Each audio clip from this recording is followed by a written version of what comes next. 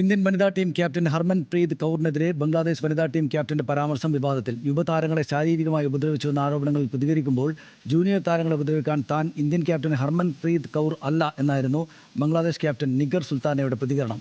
2023 ബംഗ്ലാദേശ് പര്യടനത്തിലെ 3-ാം ഏകദിനത്തിൽ ഹർമൻപ്രീത് പുറത്തായതിന് പിന്നാലെ സ്റ്റംപ് അടിച്ചുപൊട്ടിച്ച സംഭവം പരാമർശിച്ചായിരുന്നു ബംഗ്ലാദേശ് ക്യാപ്റ്റന്റെ പ്രതികരണം. താനുമായി ബന്ധപ്പെട്ട് പ്രചരിക്കുന്നത് അടിസ്ഥാനരഹിതമായ ആരോപണമാണെന്നും നിഗർ സുൽത്താന പറഞ്ഞു. മുൻ ബംഗ്ലാദേശ് ക്യാപ്റ്റനായിരുന്ന ജഹനാര ആലം ആണ് നിലവിലെ ക്യാപ്റ്റനെതിരെ ഗുരുതര ആരോപണങ്ങളുമായി രംഗത്തെത്തിയത്.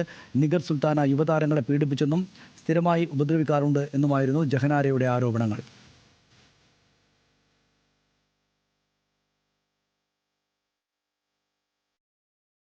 ലോകകപ്പ് യോഗ്യത ലക്ഷ്യമിടുന്ന സ്പെയിനും ബെൽജിയത്തിനും ഇന്ന് അവസാന മത്സരം.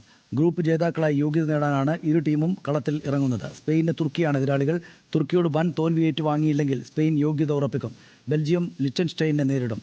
രാത്രി 1:15 രണ്ട് മത്സരങ്ങളും.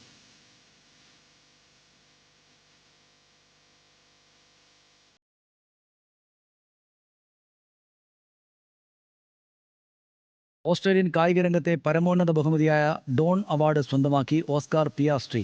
കഴിഞ്ഞ ഒരു വർഷത്തിനിടെ താരം നൽകിയ സംഭാവനകൾ മുൻനിർത്തിയാണ് ഫോർമുല 1 ഗ്രാൻഡ് പ്രിയിൽ 9 തവണ ജേതാവായ പിയാസ്ട്രിക്ക് പുരസ്കാരം നൽകിയത്. സർ ഡോൺ ബ്രാഡ്മാൻ്റെ പേരിൽ ഒരു പുരസ്കാരം ലഭിക്കുന്നത് വലിയ അംഗീകാരമാണെന്ന് അവാർഡ് സ്വീകരിച്ച് ഓസ്കർ പിയാസ്ട്രി പ്രതികരിച്ചു.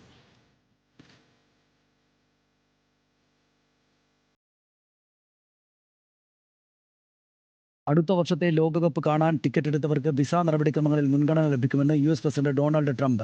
ഫിഫ പ്രസിഡന്റ് ജിയാനി ഇൻഫാന്റിനോയുമായുള്ള കൂടിക്കാഴ്ചയ്ക്ക് ശേഷമാണ് തീരുമാനം. ഇതിനായി ഫിഫ പാസും അവതരിപ്പിച്ചു.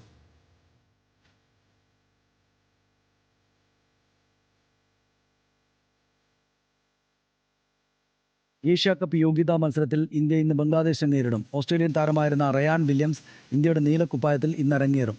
രാത്രി 7:30 ബംഗ്ലാദേശിലാണ് മത്സരം.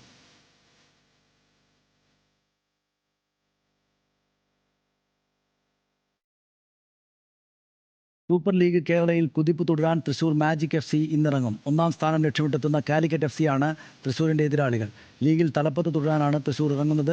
രാത്രി 7:30 തൃശൂർ കോർപ്പറേഷൻ സ്റ്റേഡിയത്തിലാണ് മത്സരം.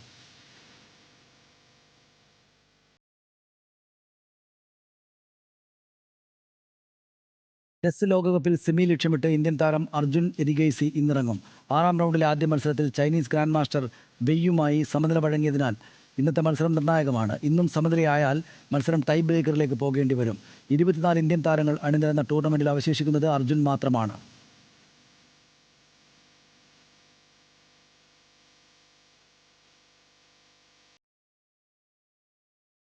സ്പാനിഷ് ക്ലബ്ബ് ബാഴ്സലോണ ഹോം ഗ്രൗണ്ടായ ക്യാമ്പ് നൗവിലേക്ക് തിരിച്ചെത്തുന്നു. 2.5 വർഷത്തോളമായി നവീകരണത്തിനായി അടച്ച സ്റ്റേഡിയമാണ് തുറന്നത്.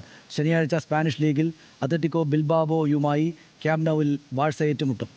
1,05,000 കപ്പാസിറ്റി ഉണ്ടെങ്കിലും 45,000 പേർക്കാണ് നിലവിൽ മത്സരം കാണാൻ അനുമതിയുള്ളത്. 13,400 കോടിയിലേറെ രൂപയാണ് നവീകരണത്തിനായി ചിലവിടുന്നത്.